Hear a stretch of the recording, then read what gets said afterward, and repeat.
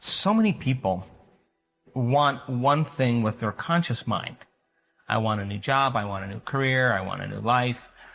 And yet their subconscious mind has been programmed. Now think about a program. When you create a program, it's automatic. When you create a program, it runs. So the person is, with their 5% of their conscious mind, is having this desire for something, and yet their subconscious mind is doing something else. As an example, I used to take my oldest son golfing with me, and he used to say to me when we were on the fairway, I'm really worried about hitting that tree. And I would say to him, what tree? Because if you're worried about hitting that tree, what is the imagery that your brain is creating? You're worried about not hitting it.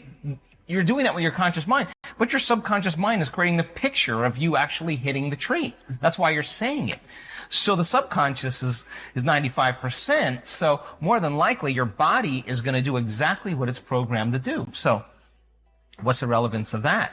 Well, people say, I want wealth, but they're programmed into being unworthy and lacking, right? So then as they begin to do the meditative work and they start opening their heart, I was just talking to someone yesterday. When you open the center, things are going to sift to the top. All the programs are going to come right up. And when they come up like that, you're going to see why it isn't manifesting in your life. Now, don't see it as like, why is this happening? Did I do something wrong? The subconscious is actually venting. There's a certain period of time in the early mornings where we vent our anxieties. We vent our fears. It's the way the subconscious goes, let's just have this dream and let's just get it over with. So the subconscious is saying, what if you hit the tree? What if you're actually going to hit the tree? You're going to hit the tree because that's exactly the imagery you have when you're trying to create something.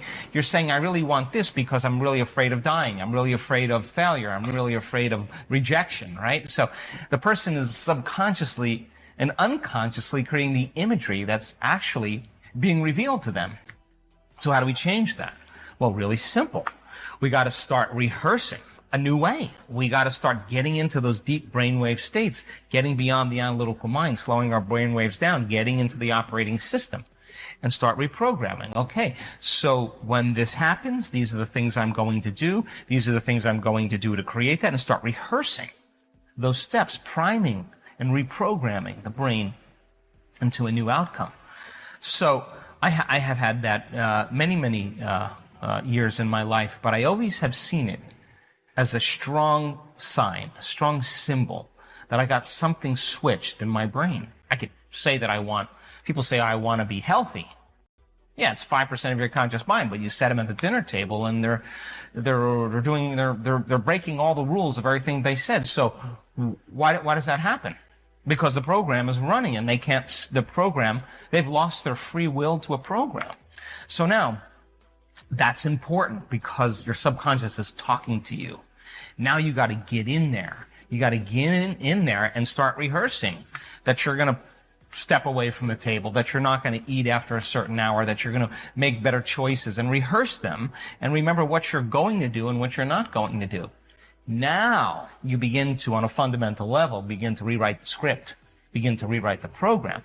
And over time, if you make one or two new choices and restrain some old choices, you'll tend to make more better choices after you make a few, because you'll start feeling the satisfaction of your efforts. So don't see it as like doing something wrong. It's just that the mind is polarized. And people will say that they want something, but the subconscious is saying, look, this is really what's happening. So get in there now. Now you have the information to begin to unlearn those subconscious programs and begin to rewrite some new ones. We can refuse to think certain thoughts. Look how often you have refused to think a positive thought about yourself. Well, you can also refuse to think a negative thought about yourself, too. It seems to me that everyone on this planet that I know or have worked with is suffering from self-hatred and guilt to one degree or another. The more self-hatred and guilt we have, the less our life works. We find we have an inability to speak up for ourselves, and we are always trying to please others. Or we may be angry and explosive all the time. The less self-hatred and guilt we have, the better our lives work on all levels. This includes the health of the body, too. It has been my experience that the very bottom line for everyone I have worked with is always, I'm not good enough. And we often add to this, I don't do enough, or I don't deserve. Does this sound like you? Always saying or implying or feeling that you are not good enough? But for whom? And according to whose standards? Now, if these negative beliefs are very strong in you, then how can you possibly create a loving, joyous, prosperous, healthy life? Somehow your subconscious beliefs would always be contradicting these objectives and making sure you do not obtain your goals. I find that resentment, criticism, guilt, and fear cause more problems in our bodies and in our experiences than anything else. These feelings come from blaming others and not taking responsibility for our own lives. You see, if we are all 100% responsible for everything in our lives, then there is no one to blame. Whatever is happening out there is only a mirror of our own inner thinking. I am not condoning other people's poor behavior, but we must realize it is our beliefs that attract to us people that will treat us that way. If you find yourself saying, everyone always does such and such to me, criticizes me, ignores me, takes advantage of me, or abuses me, then this is your pattern. There is some thought in you that attracts this behavior. On some internal level, you believe you deserve to be treated this way. Or you treat other people this way, and it is just coming back to you. Whatever we give out, mental, physical, or verbal, will come back to us. When we no longer think or behave this way, the other people will change their behavior, or they will go and do that to someone else who believes they deserve it. You will no longer be attracting the experiences you say you do not want. Whether we want to change a life experience or a physical problem, the place to begin is to say so. Literally say, I am willing to release the pattern within me that is creating this experience or this condition. You can say this to yourself over and over every time you think of your illness. Say this with me now. I am willing to release the pattern in me that has created this condition. The minute you say this affirmation, you are stepping out of the victim role. You are no longer helpless. You are acknowledging your own power. You are saying, I may not understand it, but somehow I am beginning to understand that I contributed to creating this problem, and now I take my own power back, and I am releasing it and letting it go. What a powerful statement to have your subconscious mind supporting. As I said, resentment of others, criticism of ourselves, guilt over the past, and fear of the future are the most damaging mental thought patterns we can have. This kind of internal dialogue creates and maintains dis-ease in the body. These thoughts can destroy the body. Fear can contribute to baldness, ulcers, colon problems, and even painful feet, among other things. Criticism as a permanent habit can often lead to arthritis in the body. resentment long held, eats away at the body and becomes the dis-ease we call cancer. Guilt always looks for punishment and creates pain. Fear comes from not trusting the process of life to be there for us. You know, the most precious thing in our life is our breath. If you did not take another breath, you would not last 3 minutes. Yet you have such faith that your next breath will be there, that you don't even think about it when you exhale.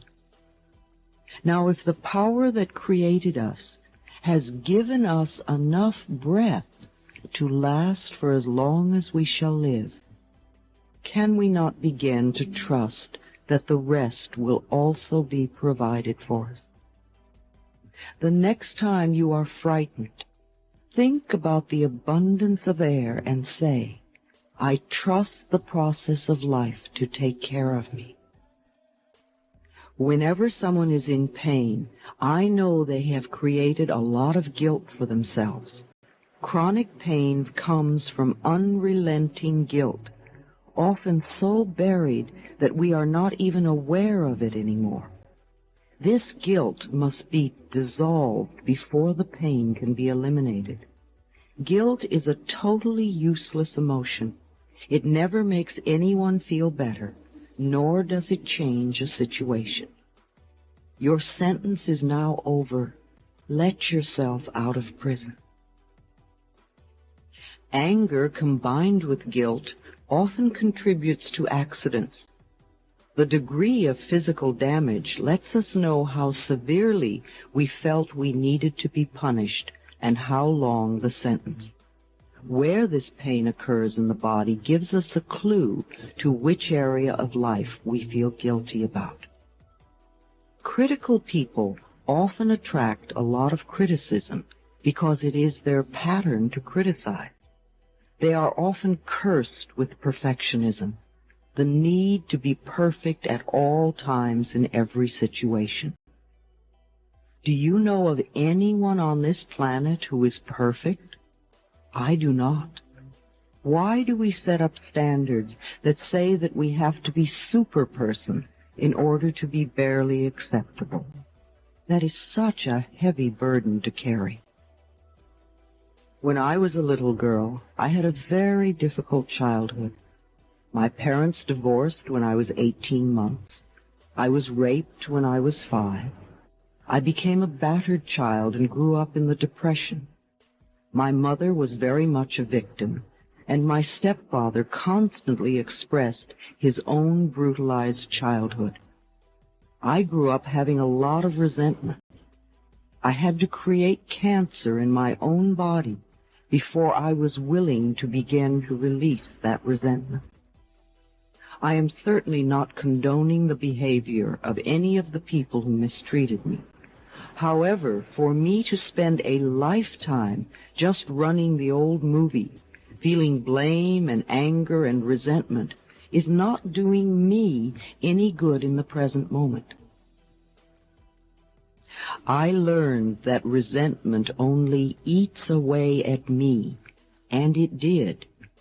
In my case, holding on to old blame and feeling resentful for all that they did to me helped to create my disease. Releasing and letting go helped me to heal myself. The past is over and done. We cannot change that now. We can change our attitude toward the past and our thoughts toward the past. How foolish for us to punish ourselves in the present moment because someone else hurt us in the long ago past. It's not worth it. I often say to people who have deep resentment patterns, please begin to dissolve the resentment now when it is relatively easy. Don't wait until you're under the threat of a surgeon's knife and you have to cope with panic too.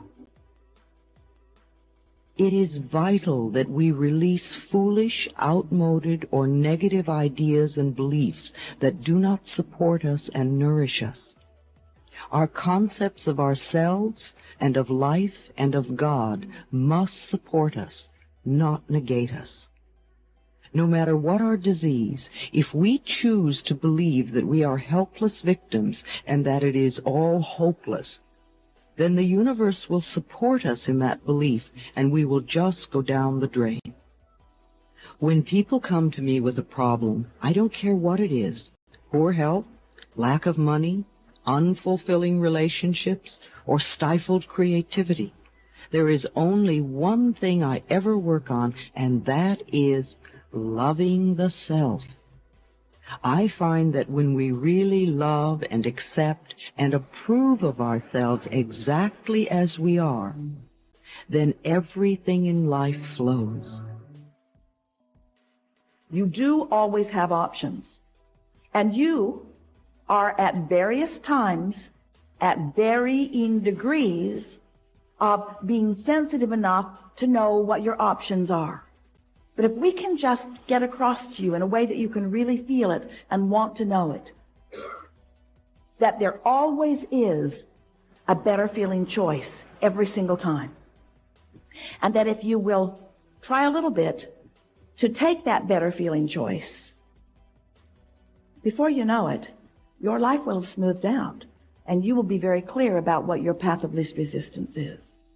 Because the path of least resistance is the path that the source within you has highlighted in order to assist you in getting from where you are to everything you want all day, every day. That guidance is supreme. So let's say you went to bed and you sort of fell asleep. And in doing so, you stop all momentum. You do. When you sleep, all momentum stops. So you wake in the morning, and right away, you have some choices. You can jump right into the day, into a maybe squabbling household. You can jump right into the day into maybe worrisome thoughts that you carried over from yesterday. Or you can consciously and deliberately take an easier path. You might choose to lie there and breathe a little while. You might choose to get up and look out into the beautiful day. You might choose to look for something to appreciate. We just want you to make the correlation between how you feel emotionally and what the path of least resistance is. If someone picks a fight with you and you join in with it, that might be the path of least resistance because that's just what you always do, and you don't have the reserves to do anything else. And we're not criticizing you ever about taking the path of least resistance. But when you're in the middle of the argument and you acknowledge, I don't like this, you're launching rockets of desire that you want to get along better, not just with this person, but with all persons.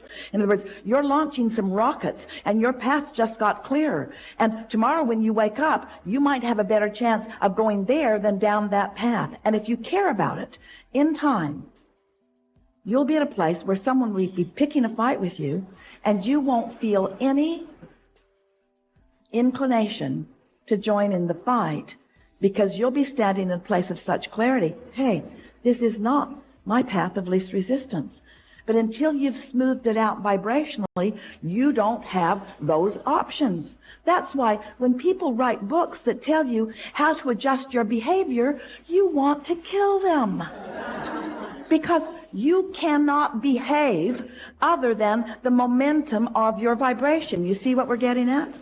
So we want you to move forward in your day and do whatever you feel like doing, because after all, that's what law of attraction is calling to you. In other words, Esther said to us on many occasions, Abraham, if you guys really wanted to make this fair, you would stop letting law of attraction cooperate with my bad attitude. You'd help me change the momentum. You'd put some really pleasant things in front of me so that I could observe that and change the momentum. And we say, law of attraction is fair across the board. It's reflecting back to you how you feel. You just have to gradually decide, have we convinced you about the path of least resistance? That's the most important thing. Do you accept that you are more than this body and that there's a source energy part of you who is a strong vibrational momentum who is calling you? People talk about this all the time. I want to be on my path right after I knock this guy